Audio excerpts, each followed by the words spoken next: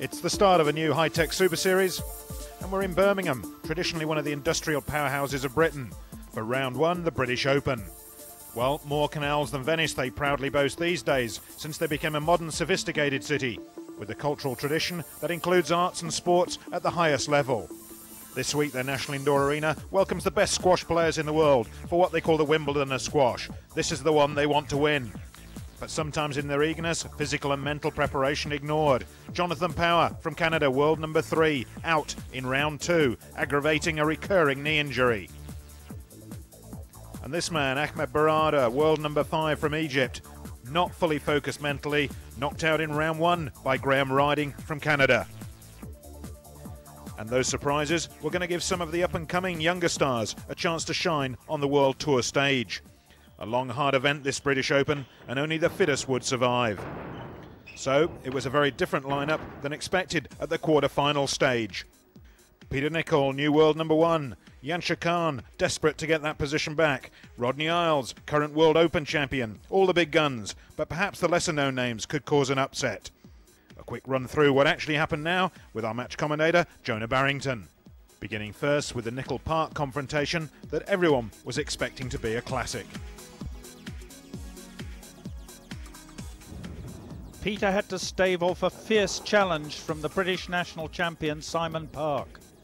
The first 2 games took 50 enthralling minutes, and the number 1 seed had to absorb and dig in again and again as Simon attacked all the 4 corners. Peter intelligently counterpunched and went away rapidly in the third as the Yorkshireman's strength and game departed.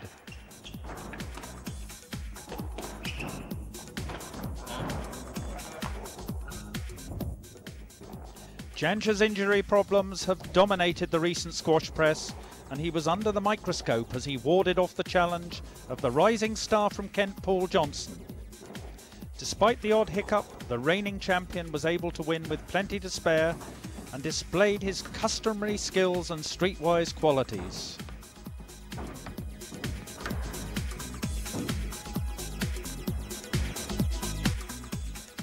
So Jansher took out Paul Johnson 15-11, 15-11, 17-15, and then the young Australian Dan Jensen overcame the emerging Welshman David Evans 9-15, 15-11, 15-6, 15-8. World champ Rodney Isles deposed his qualifying compatriot John White in a tight 3 games, and Peter Nicol saw off Simon Park. Well, it's one of the 2 major tournaments in the year. I've yet to win a major. I lost in this final last year and also the World Open final. So obviously, I'd like to win a major championship to go with my number 1 spot. Jansher obviously still favourite because of his past record, but I'm looking forward to playing in the semi tonight and then hopefully win the tournament.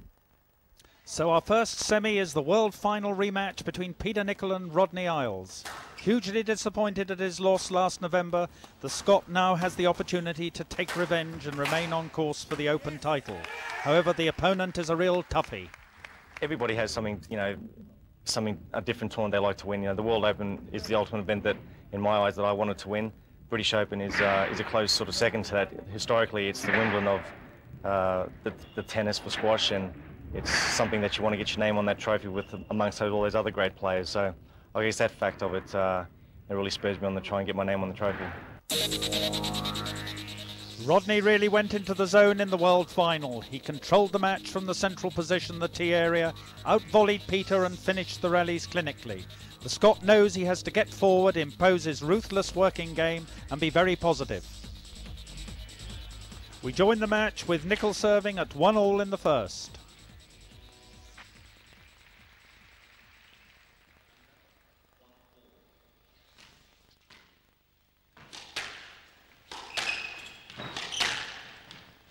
The mood of the Scot has been quite excellent prior to this tournament and during it. Knows he must get into Rodney Isles' game right from the beginning. Can't afford to let the Australian get anything like the kind of control that he did in Malaysia last November.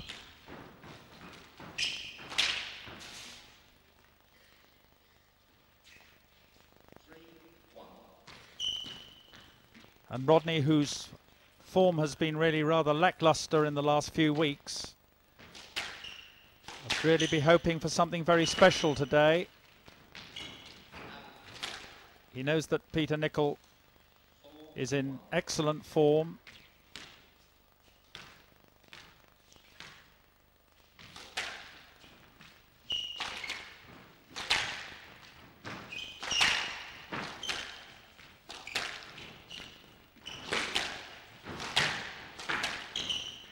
Again, the sparring around the centre of the court. Oh, well, that's a fine piece of backhand work from the Australian. Beautifully weighted down the backhand wall. His first real joy in this match. And Peter really is just not prepared to give any ground in this opener. So crucial to get a good start.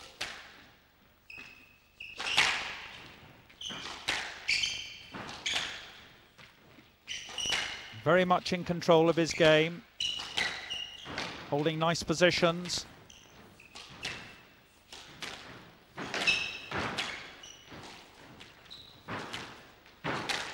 And I think he would be happy at this stage with the fact that not only has he got the lead, but Rodney Isles is not on fire in the way that he was a few months ago.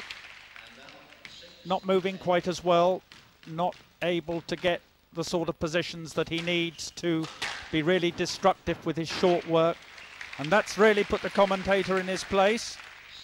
Great position for the backhand volley, one of his favourites.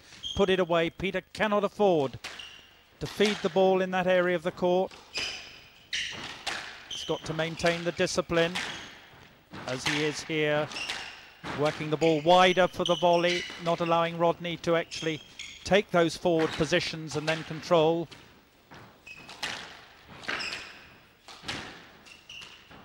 And Peter himself, a fabulous backhand volley. Clipped away early and tight.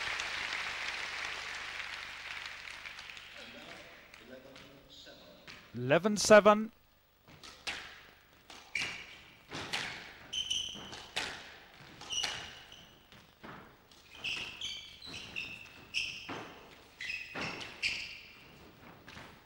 And during the Open, we've seen Peter Nicol at his most economical, moving beautifully. Light balance movement.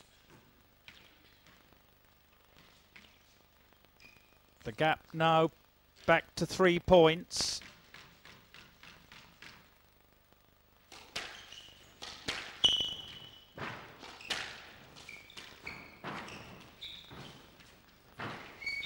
Working the front of the court.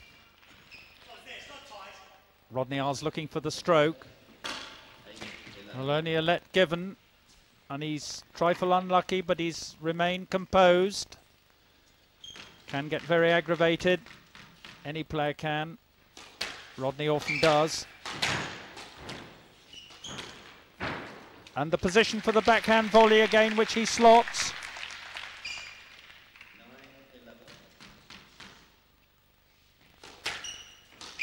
And it really is so evident the strength of both players on the volley from the centre of the court.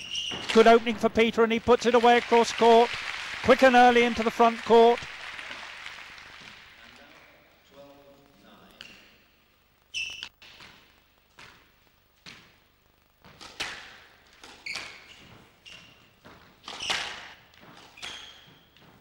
So forehand against backhand.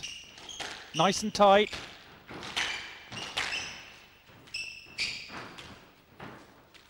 And then the opening for Peter. Again, clips it short, this time on the drop.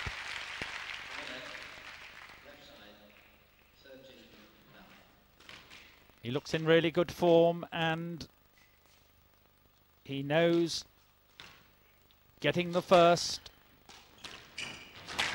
puts him on track for the final.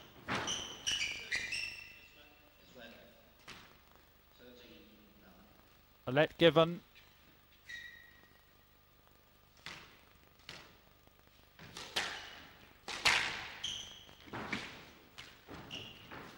Now the drops come back away, and Rodney seems to have given it away.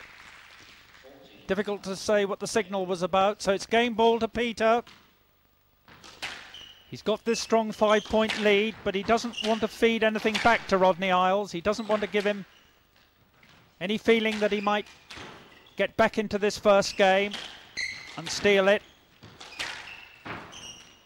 Tight drop, out in the open. Rodney under pressure at the back. Peter lobbing, stretching him, but a fine volley from Rodney deep.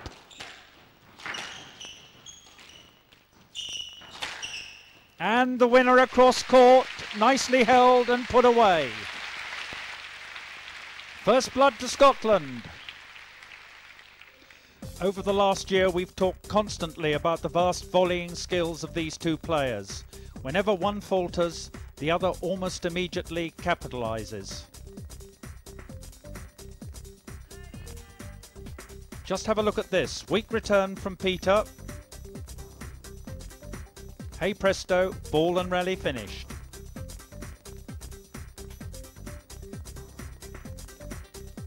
Now it's Peter's turn. Both fighting for ascendancy centrally. No relinquishing of territory. Suddenly an opening and the volley is slotted. In contrast, take a quick look at their deep work. Less spectacular and no immediate dividend perhaps. First Rodney at full stretch brilliantly volleys a width length.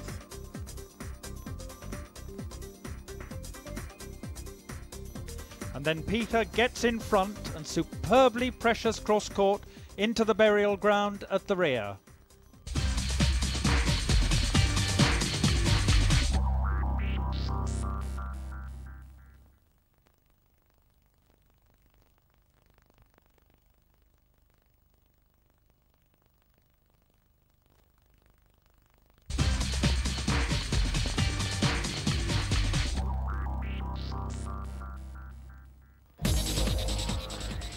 So welcome back to the Nicol Isles semi-final, and some words of advice to both players.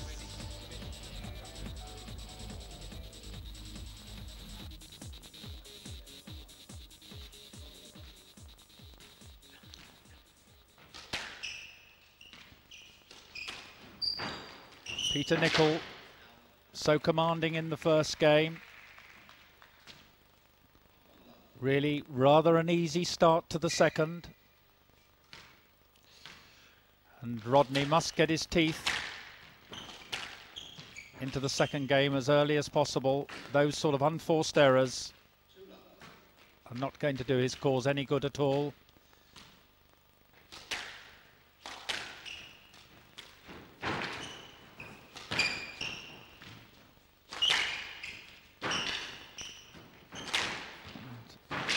He's now playing the sort of rally that one would have hoped that he would have wanted to have started off with. It didn't provide the answer to him. But he is playing again now.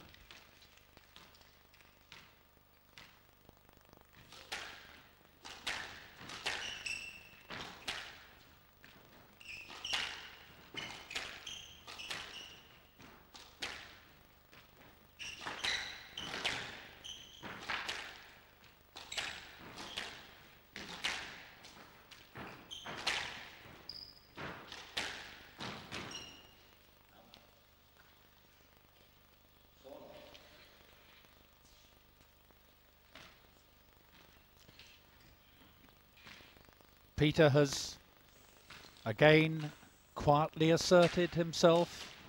Rodney goes for it. Another Christmas present. Very difficult to pull back this kind of lead.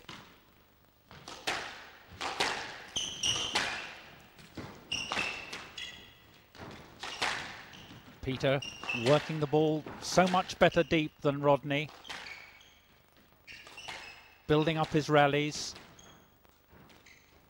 moving smoothly into the front of the court, and Rodney certainly has improved his game, and this time a backhand cross-court nick on the volley.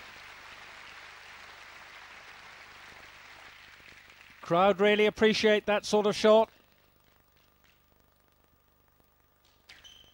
But the gap at 4 still very significant. And Peter Nicol really determined not to give any unforced errors. Not going to feed his opponent the opportunity to come back in. And he's squeezing Rodney Isles all the time.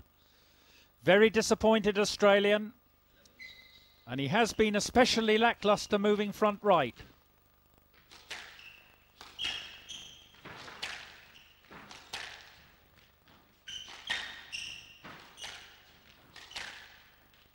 And Peter Nicol much tighter when working down those side walls. Rodney not as severe going in short. This is one of his best rallies. Having taken Peter short, put him under pressure. He then caught the ball on the volley and weighted it beautifully deep.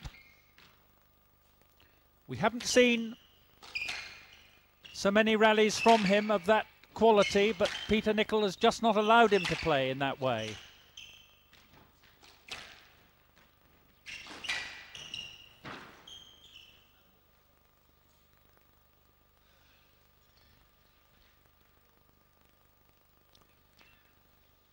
So the gap returns to 5 to 12-7.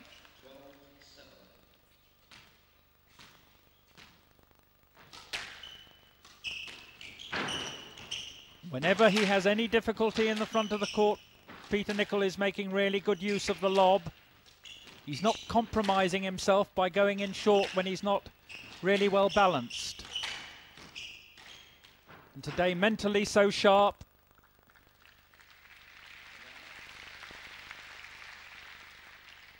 Very sportingly called his own ball down there. Was tight to the front wall, just clipped the tin. An immediate riposte gets him back the service.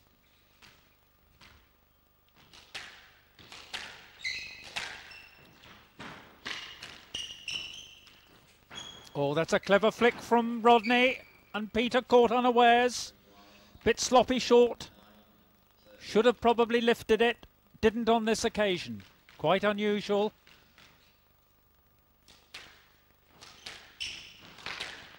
But Rodney really getting 2 points in a row.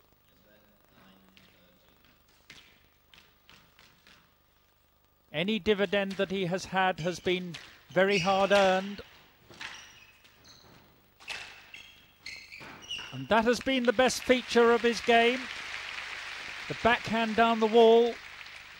He's played on 3 or 4 occasions. He's held it, weighted it. And it's some considerable encouragement that 3 points on the trot have been earned. Squeezed tight to the side wall. And a bit of reverse pressure going on at 11-13. And we are seeing him play at last with some bite and authority.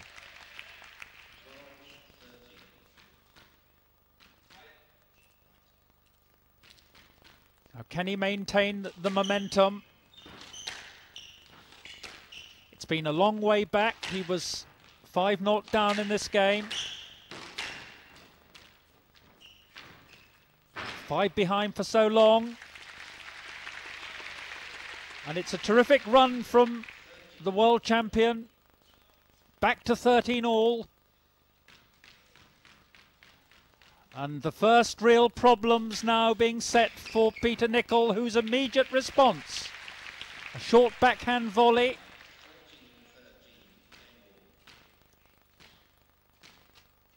So it's game ball for 2-love. Rodney goes for it. Peter read it.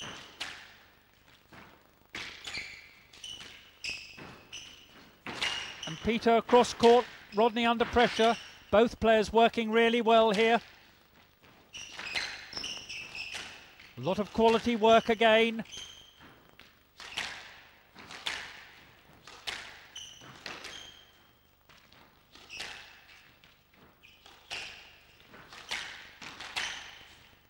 It's great depth from Rodney. Position for his short ball. Just clipping the tin. And that's 2-love. Peter Nicol well away.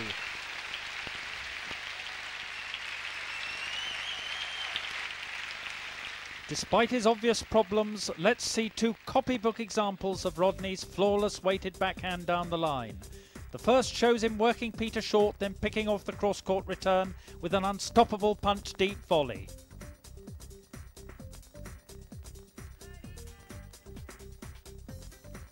Then we see him move like a panther onto a recovery post, holds his shot, and finally executes a textbook winning drive down the wall.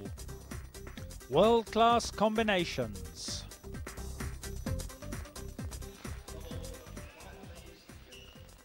Well, of course, at this stage, still neither player have won a British Open title, but Rodney Isles really now is staring defeat in the face. If he can't emerge at the beginning of this third game and mount a challenge,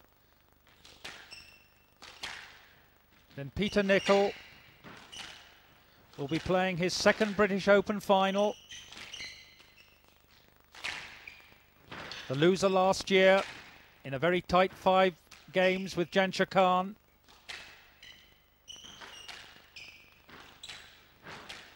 This has been a masterly and controlled performance.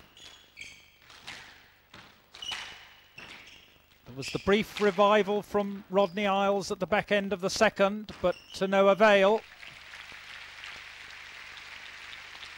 But having said that, that brief warning flourish from Rodney Isles will have ensured that Peter Nicol is reminded that the Australian is so capable of going on a roll. He's got some tremendous weaponry. At times, this formidable ability to finish the ball.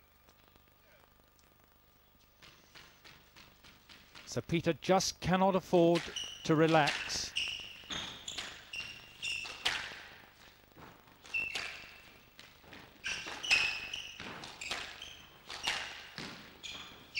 So often when a player is 2 games up,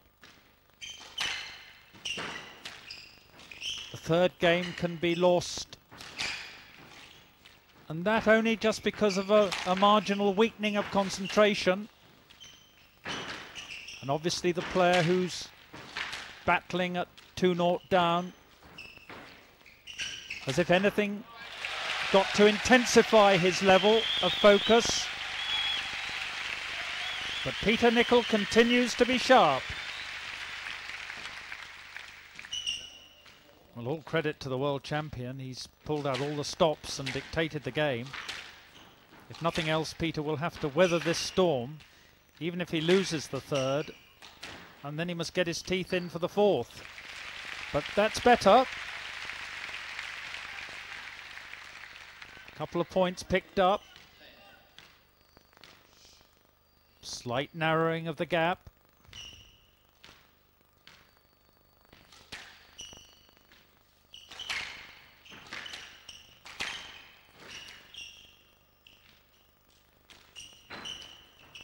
And Rodney Isles has become much more confident in his work, with good reason. Calling the ball down.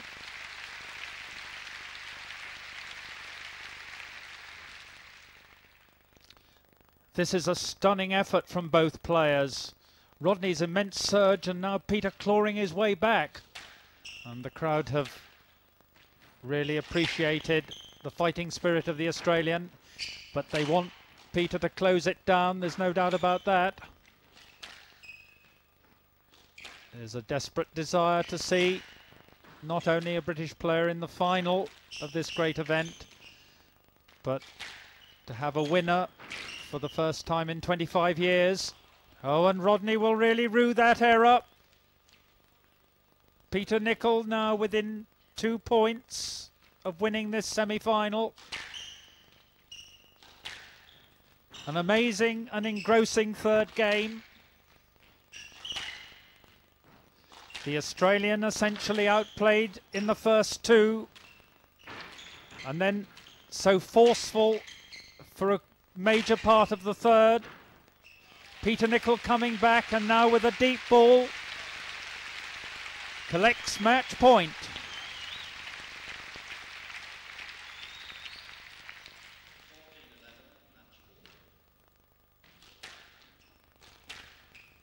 An opening, keeps it tight.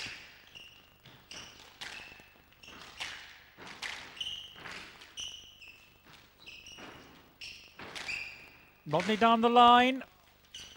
Little drop. Peter lobbing. It's a tremendous lob. Pole position for Peter.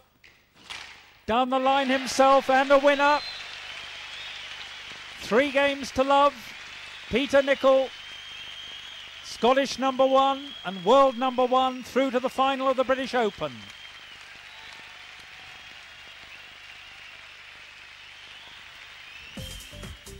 Peter played a fine match and an excellent final point.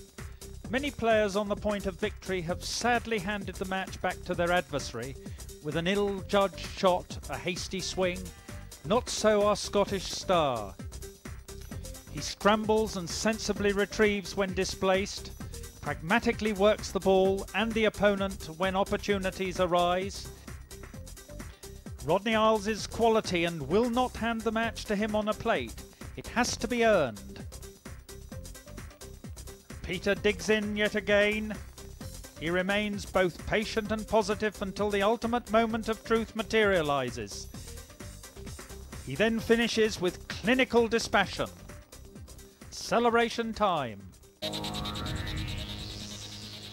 Welcome back to the NIA for the men's second semi between the champion Jansher and the young gun from Adelaide, Dan Jensen. The war-weary Pakistani, arguably the greatest player of all time, is no longer in his prime, but still a most formidable enemy on court.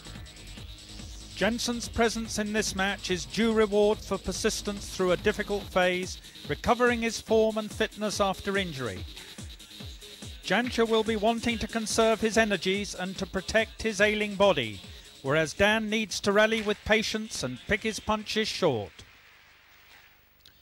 So Dan Jensen gets the match underway.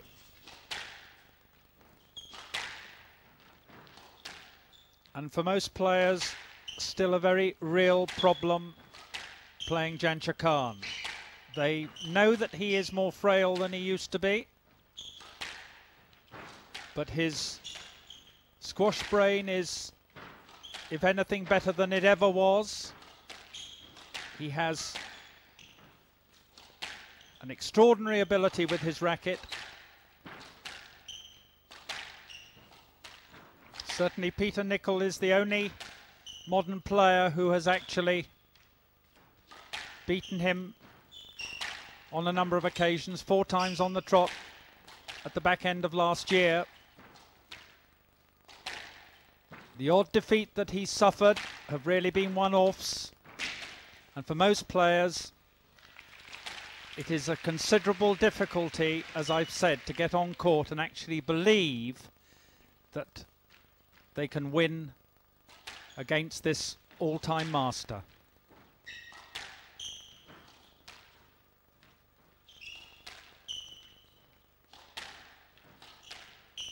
And Dan Jensen should be fairly happy with the first 3 or 4 minutes. Good steady rallying. It's certainly not what Jansher would be wanting to do for an hour and a half. Typical Jansher though, artful and unorthodox.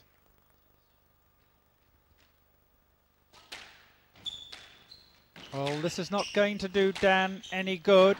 He's really got to get back to solid basic squash. Cannot afford to make unforced errors. Jansher just loves these short, choppy rallies. He's in total control at the moment, and it's game ball.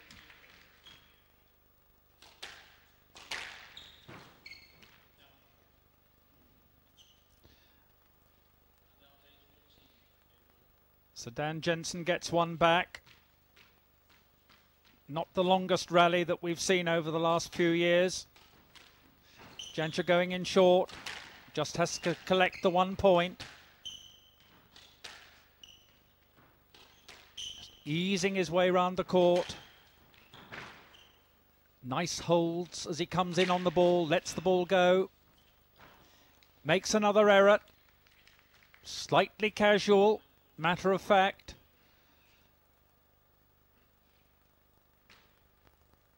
quite certain in his mind, I'm sure, that one of the next 2 or 3 points he'll pick off. It's all he needs for the first game. Good position. Just calmly up to it. And Dan into the tin. Rushed onto the shot. So Jansher, 1 game to love, 15-9.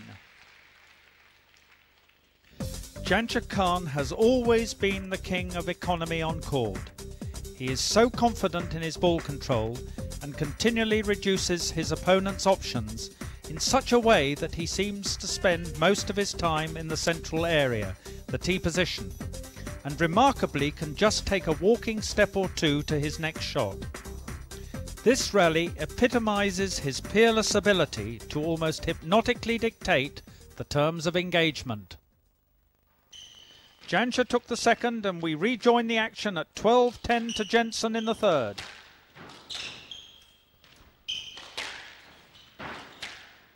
Well, Dan's done marvellously well to get back into this match, and he really has upped the momentum, given Jansher far less time than he had in the first 2, and he's cut out the unforced errors. Oh, and a really deft drop shot, cross-court into the nick. Great stuff from the Aussie.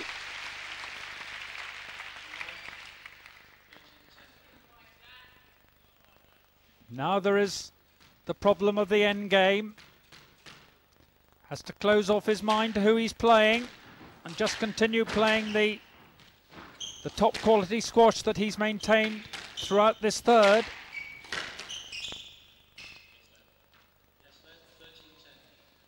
Dan's looking for a let, but hoping for a stroke in that situation.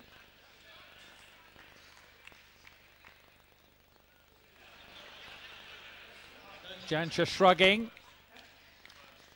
Little tete-a-tete. Little grin from Jansher. Another little break. The let is given.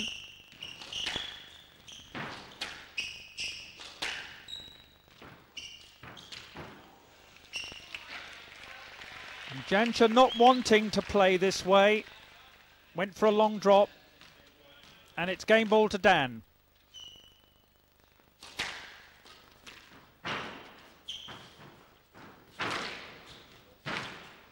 And the Australian has mounted a splendid attack in this game.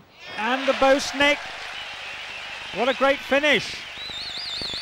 So he's pulled back a game, and it's now 2-1 to Jansher. The young Aussie made of stern metal, and Jansher pondering. Jansher has had to be ultra crafty to stay in front. He's had to keep the ball very, very tight. Dan Jensen has been eager, quick to the front, always ready to pressure him. He's been inventive. But Jansher has just managed to hold that vital lead all through the fourth.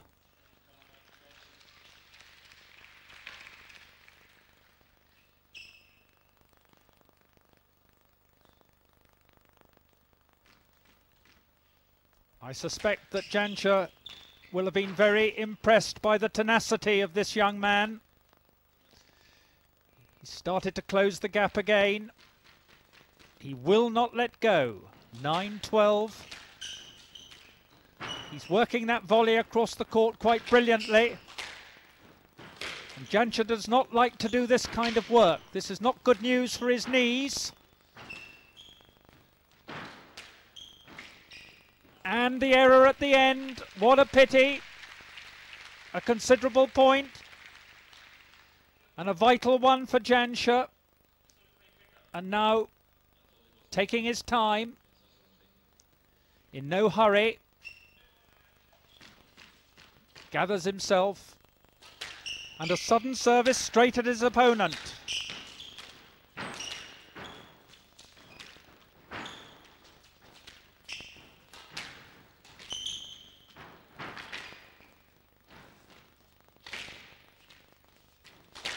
The hold takes Dan deep again. Dan forcing the issue. and Jansher squeezing, and the error from Dan. Couldn't get it off the wall, and Jansher goes to match point.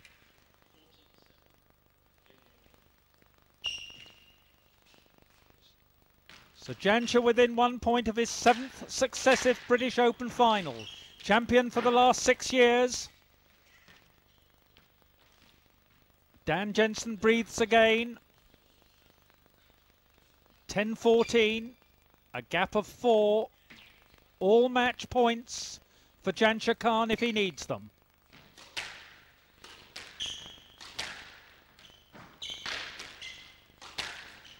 This is good work from the Aussie, keeping Jansher deep.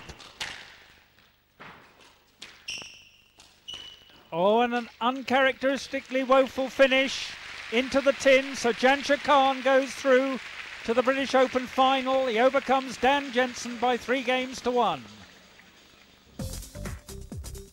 We shall hear more of young Mr. Jensen, so let's take a look at the best and worst of him. He can rally with good basic skill and some creativity. This is a difficult package, even for Jansher, but the old wizard hangs in well until Dan, in youthful frustration, picks too tight a ball to go short and adds a further nail to his own coffin.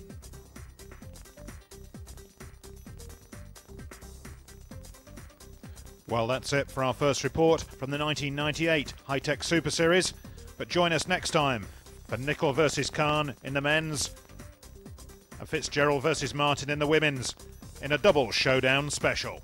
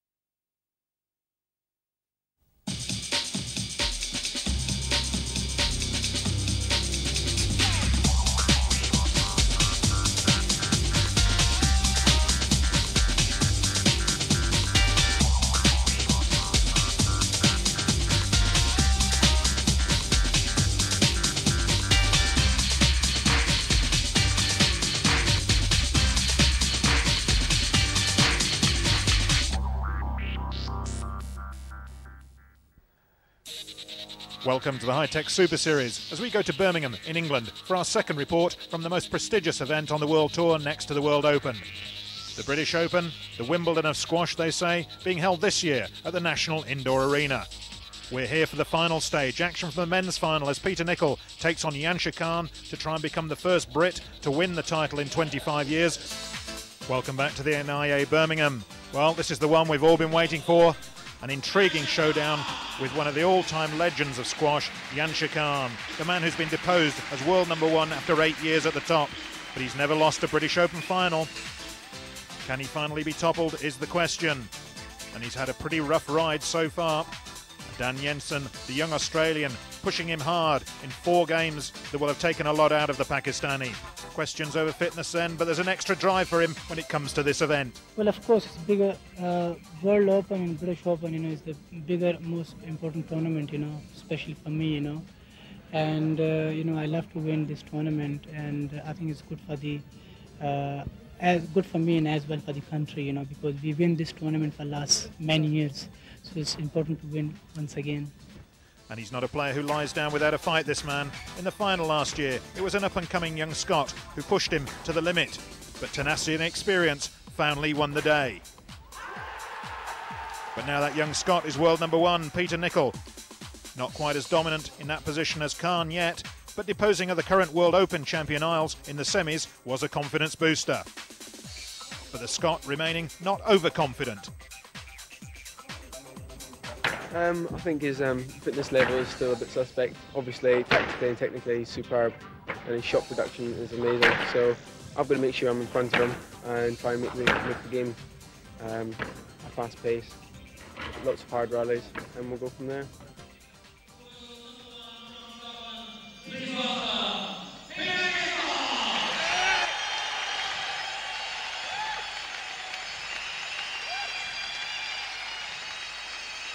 So, can the British Open title finally return to these islands, since it was last held by the man who leads our commentary team, Jonah Barrington? So Peter Nicol, on his 25th birthday, sets in motion this final of the British Open. His second appearance in the final against his opponent today, Jansher, who overcame him in a really tight, tense five-setter last year.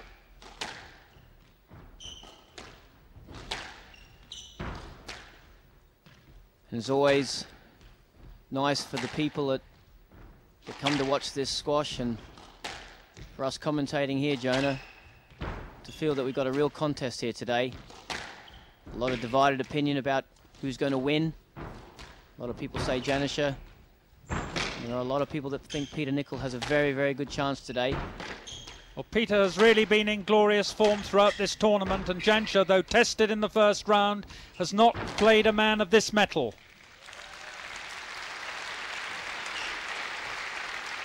Type of shots Jansher will need to play a lot of and play them well.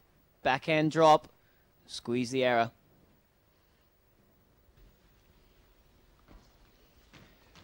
I think what is very interesting from a player's point of view as well is the court conditions. Quite lively down there, very hot with the lights. The ball is quite bouncy, front and back, and certainly through the middle of the court. That always gives Peter Nicol a very good chance of making this a hard and long encounter. I think everybody in the squash world realised that Jansher Khan's fitness levels are certainly suspect. I think all the players are aware that Jansher is not physically the man that he was, and it's difficult to assess what kind of problems he is having with his knees. They're obviously not 100%.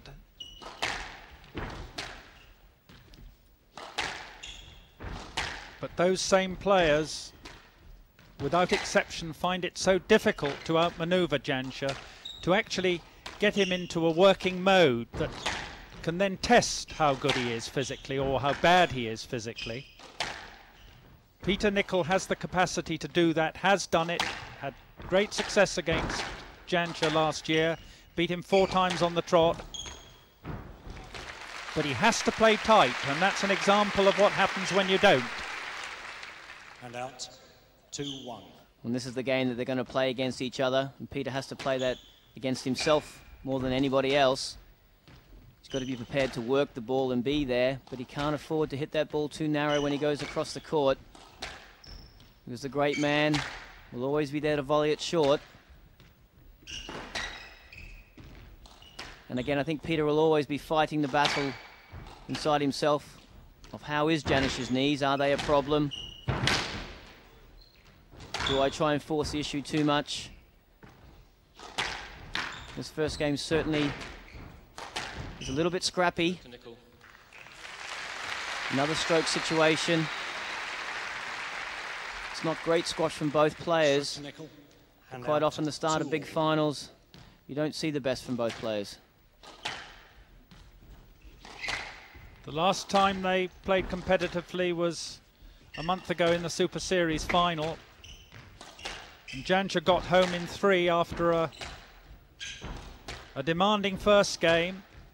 He then went away from Peter Nicol, and disappointingly so for the Scot, who afterwards said that he felt that he had, if anything, tried too hard, had been perhaps aware of his new #1 world ranking, and under that pressure tried just a bit too hard.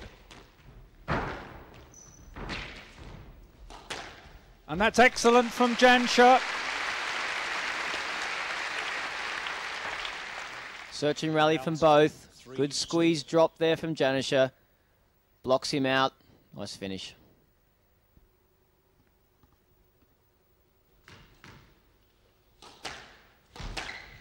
Nothing in it.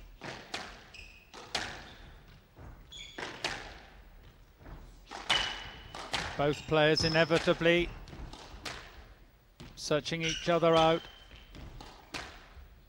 Also, inevitably, that degree of tension. And it certainly looks effort on Peter's part, Jonah. Maybe not to leap around on that tee as much as I've seen him in the past. No. Got himself in a bad position there. No let. And we see that position, the ball coming out from the side wall, and again Jansher so formidable. But in the past, we've seen Peter get on that tee and really take that ball very early, make a big effort to pick the pace up. I don't know whether it's maybe a little bit of nerves or obviously a tactic on his part. Seems to be playing a little bit slower up and down the line.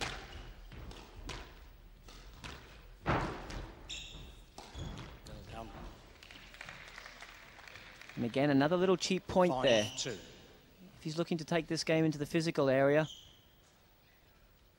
he couldn't possibly be happy with that mistake.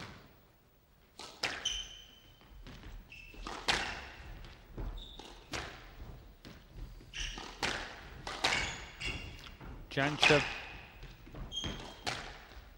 comfortable today, being able to work the ball quietly down the walls. Picking his moment to go in, as he did then, but unfortunately for him, an error. And out 3-5. Good position. Didn't make the most of it. And even such an early stage, that's quite an important point. Could have taken him to 6-2. Pulls Peter back to 3-5. Peter's scrambling here. I like the way Peter turned the ball back across court, Chris, because we have this intriguing battle down the right-hand wall between the left-hander's backhand, almost always considered to be the slightly weaker side, and then Jansher's renowned strength on the forehand around the tee area, shutting players out. That's good work from Peter Nicol. Drop from the back. Loves that corner. Just gets it up. Jansher a little bit laboured going forward. Double-footed in. Can't control the lob.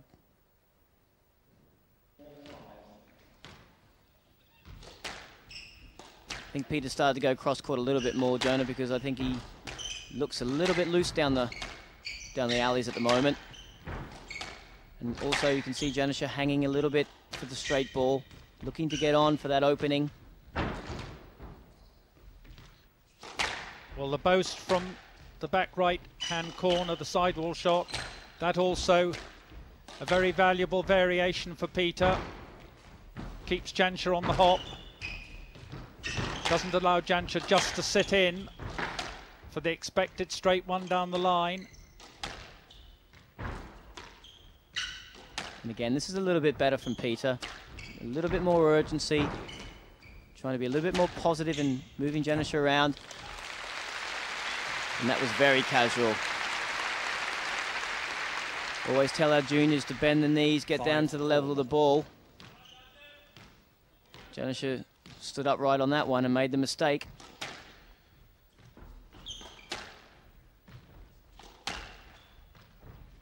Well, the knees really have been the talk of the squash press over the last 6 or 7 weeks, and they will be seriously examined in this match, Chris.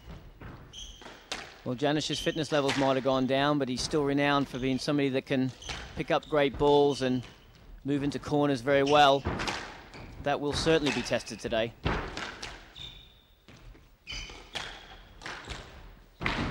So tight to the wall. Jansher, as ever, clinical, gets his dividend. 6-5.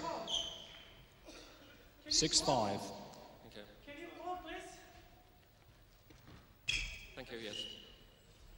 And there we see the strength of Jansher Khan, though, Jonah. A long, slow, draining rally. And then all of a sudden he jumps on a ball, puts it in so quickly. Peter was caught a little bit unaware. His change of pace is still a great asset.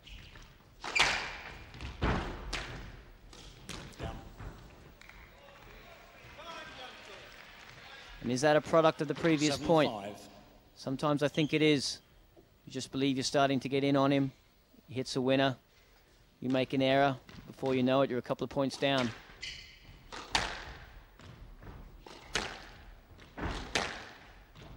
This is good straight work from both players down the forehand wall. Jansher goes in short, and the reply quickly from Peter Nicol. I like to see that. Seized his chance, got onto the ball quickly. And out. And here we'll see if the knees are any good. Nice early drop from Peter, well in front of the service box. Hit and hope.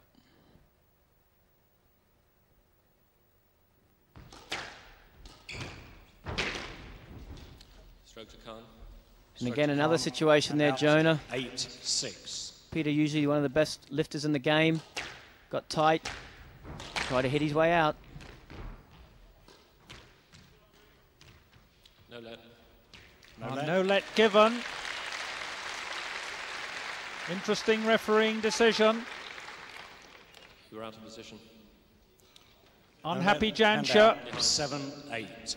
Rarely shows any emotion, but rather disgusted with that.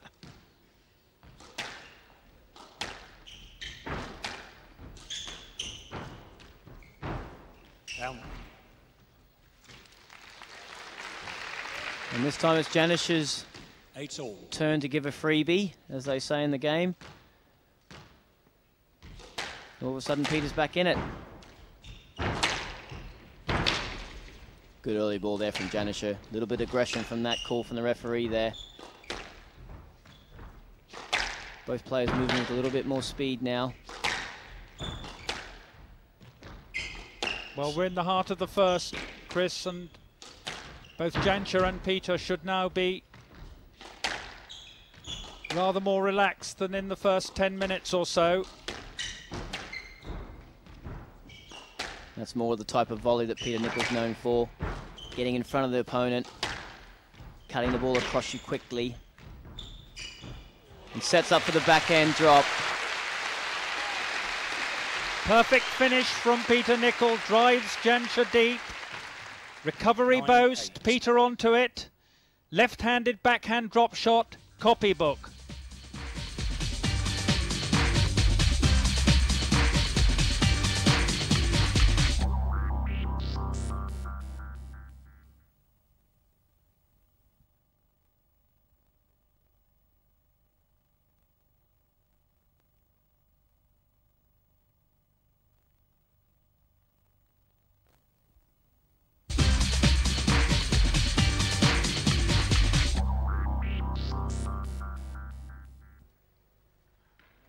Welcome back to the High-Tech Super Series round 1. The British Open were in the final with Jonah Barrington and Chris Robertson. So this crucial first game in the British Open final.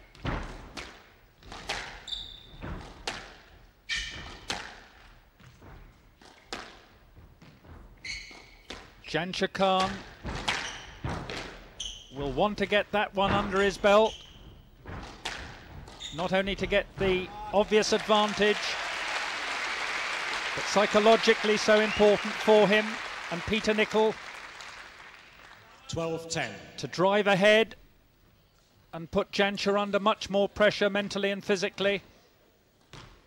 Has to get out of it either in 4 or 5. Peter's certainly picking the pace up now, Jonah, a little bit more. He's got to watch his width cross court. Last point he got picked off again.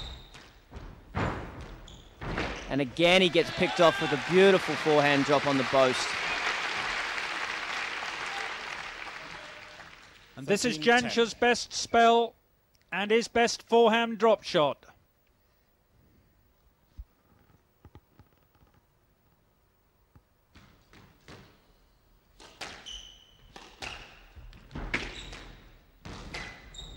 That's better width there from Peter on the volley.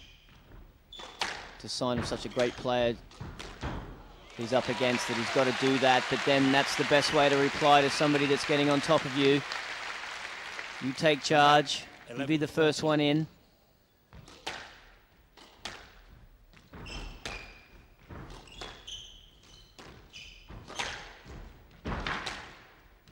Both players much more urgent around the middle now. Lunge volley there from Peter. Nice push forward on the backhand drop. Good reply to the previous spell from Jansher now. 13. And the crowd sensing a grandstand finish to the first game. Jansher easing ahead, and now Peter coming back at him.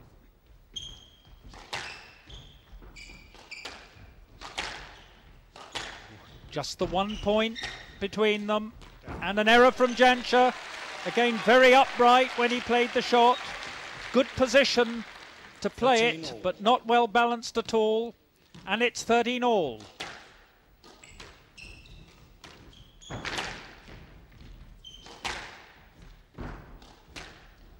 Peter's now got a nice lot of confidence in the step. Again, early volley across on the forehand side. Sets up for that trademark drop. Early volley on the forehand. Pushes him back, knocks it away. That's 4 in a row.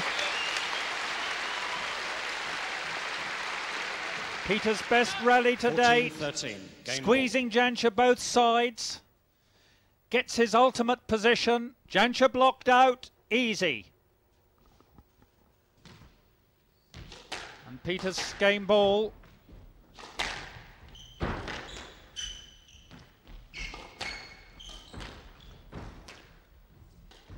Jansher using all his experience. Positive play without error. And squeezing the stroke. Well worked, well deserved. Forcing a weak backhand return from Peter Nicol. 14 all, set 3. And Peter Nicol has set 3 at 14 all. The receiver determines to play to 17. A lot of desperation from both players there. Jansher Khan fighting for survival. Peter looking for that 1 point to take the first game. Now both of them have to regroup. Get to 17 first. Stroke to Nicol. Oh, and that's a helpful call. Look to be through on the play here. Jansher, Stroke to Nicol. not a great And drop. out. 15. Peter's 14. a long way from the ball still. But he'll take it. Well, justice or not, the crowd was with the referee on that one.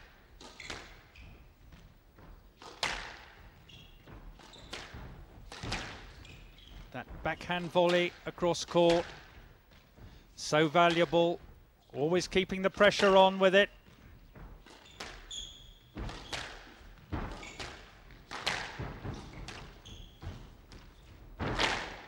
The quality of play certainly picked up from the first part of this match. Well, it's become a thriller now. Everybody knows the importance of this first. Jansher's weighted shot, though, decisive at the finish. And out. 15 all.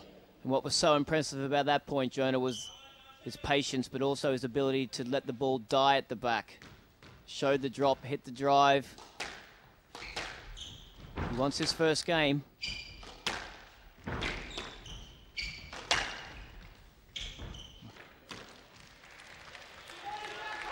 No let.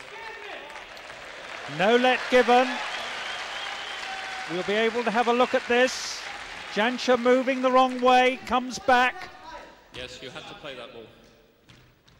Told that he had to play the ball, and rightly so. 16-15. Game ball. Played the man and not the ball. Very costly. So it's game ball for Peter Nicol for the second time. Jansher struggling, just back into play. Yes, let. Yes, let. 16-15. Game ball. Calm down, please. Jansher trying to say it's the same situation there. Slightly different. Peter got a let and Jansher didn't. Still game ball.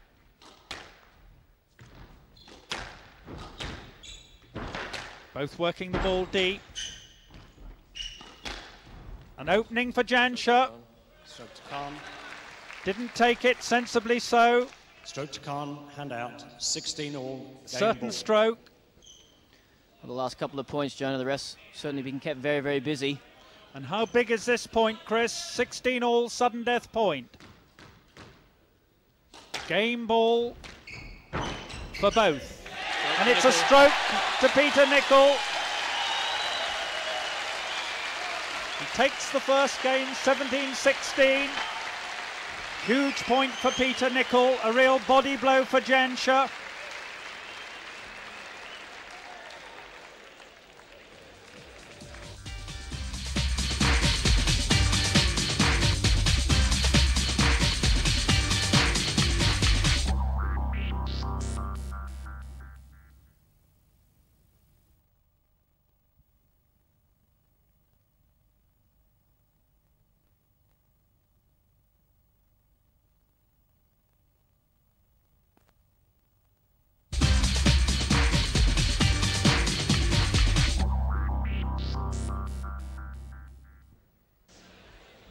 We're back at the NIA Birmingham, and we're back with Jonah and Chris. And positive reinforcement of the game plan from Neil Harvey. Nicol leads by 1 game to love. Love all. So where does Jansher Khan go from here? I think he's got to really get his mind set on the fact that he is in for one hell of a fight here today in the final. Peter Nicol will be very buoyed up by that close first game, but victory to him. He's become much more positive as the game's gone on, the Scottish number 1. Jansher Khan will have to play at his best if he wants to get back on top.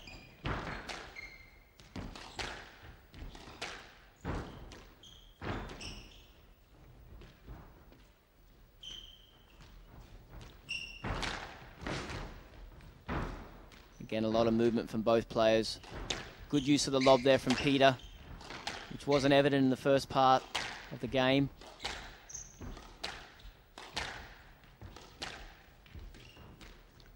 Well, his coach had a very good lob, Chris. I'm sure he will have mentioned that shot to his charge during the break. Oh, and if you could write a script for the type of rally you want, the start of the second game, this is it. Good control from Peter Nicol from the start to the finish. Not a great volley, but Jansher is nowhere to be found.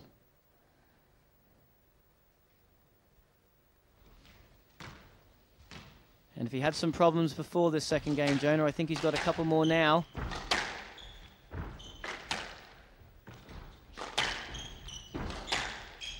Peter's got the buzz about him. And he's buzzing round Jansher like a hornet, and it's earned him a stroke. Clear cut. And this will really make Jansher seriously uneasy. He has to get on terms in this second game. He just cannot afford to allow the Scot to get away. And it is so evident that Peter Nicol's confidence is surging. A stroke again. Stroke to Nicol, 3 love. Jansher very obviously disheartened. Down. And the error following the 2 strokes. 4 love. And this is a very disappointing start from Jansher. Lacked the commitment that is necessary to get back into this match. His body language is extremely poor. Peter Nicol is getting full dividend for all his play. Beautiful cut across the court. 5 love. And we can see that shot again. Here it comes. Excellent position and away. And out, 11-4.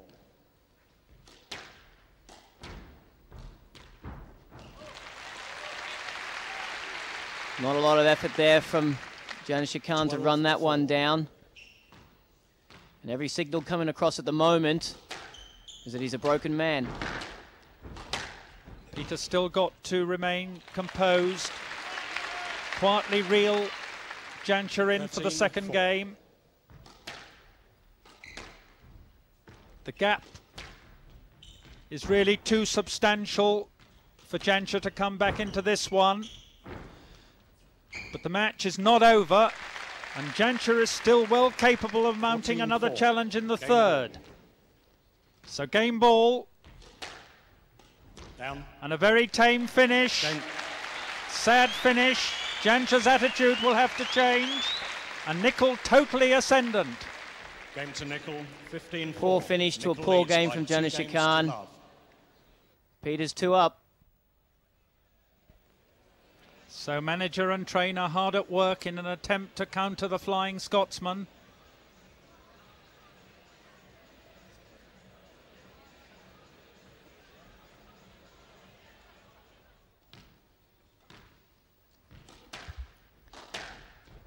Better start from Jansher Khan in this third game. We've got the feeling, Jonah, Peter can just get a couple of points ahead. It could be all over.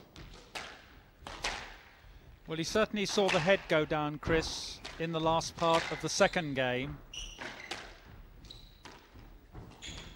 He's now had a great deal of experience on court with Jansher Khan. As we've said, much more success than any other player over the last 5 years. Thoroughly deserving his #1 world ranking. And he's forging his lead here. And that resistance is now gone. Previous point, forehand drive from the back of the court in the 10. Backhand volley, drop, went in the 10, and then he's just knocked the nick away. And out, 2-5. Doesn't strike me the type of person who's building for success at the moment. No, it seems to be very much a hit and miss strategy. And if his heart isn't really in it, then without a doubt the match is effectively over. Again, to be fair to him, maybe as the match has gone on, the knees, which we read so much about, might be causing him more problems. 3-5. But he's on there at the moment. He's in the match. And unless the effort improves, Peter Nicol will be the new British Open champion. Well, Peter's moving really smoothly. He's very much at his best now, absorbing all that Jansher can throw at him, breaking the heart of the title holder. Jansher going for his 7th successive win. He's nearing the precipice, and that hasn't helped his cause. A good chance in the forecourt, and he tins it. Jansher had total control of this rally. Hasn't happened a lot. Worked Peter. Set up for the easy forehand drop. Babied it. 9-4. So Peter has to keep nice and steady.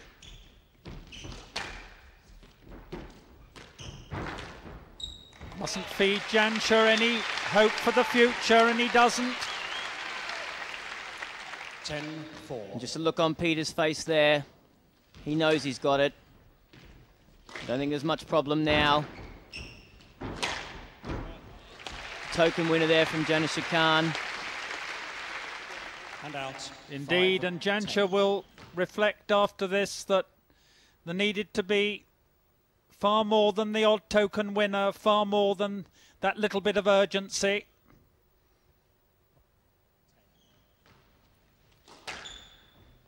As I said earlier, Peter Nicol should be okay from this point in. Down. Jansher Khan is not building. You mentioned earlier, Jonah, it's out. Peter's 11-5. 25th birthday today. 25 years ago was the last British winner. Just happened to be yourself. I just wondered what you thought about Peter becoming the next British champion after yourself. Well, I can remember only with difficulty, Chris. As you know, I'm fading fast. But it's fantastic after this long period that we are now about to see the first British winner of the British Open title, the Holy Grail of squash.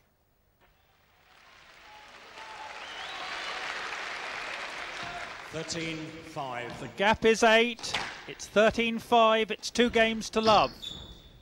There is no way back for Jansher Khan. He knows it. It's not the proudest finish for him, but there's a great sense of pride match ball surrounding this court in the performance of Peter Nicol, the boy from Inverurie in Scotland. He defeats the legendary Jansher Khan by 3 games to love, 17-16, 15-4, 15-5. What a triumph.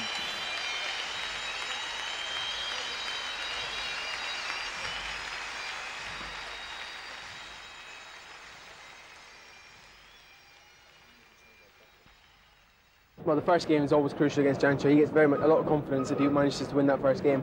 By closing out the first game and then starting the second game very strongly and positively, I shut all the angles for him, and he got very despondent, and in the end he just sort of looked as if he gave up. He's a very dangerous player. If I'd given him the slightest hope, he would have been back in there hitting winners and making me work. So I just put my head down and worked as hard as possible. Maybe it wasn't that much finesse in the start of the third, but I just made sure it was going to be hard and physical, and I wasn't going to lose it. So the British Open lifted by Britain for the first time in 25 years. Now the fight is on to keep his world #1 ranking. You can follow how he succeeds or fails in our next round of the High Tech Super Series.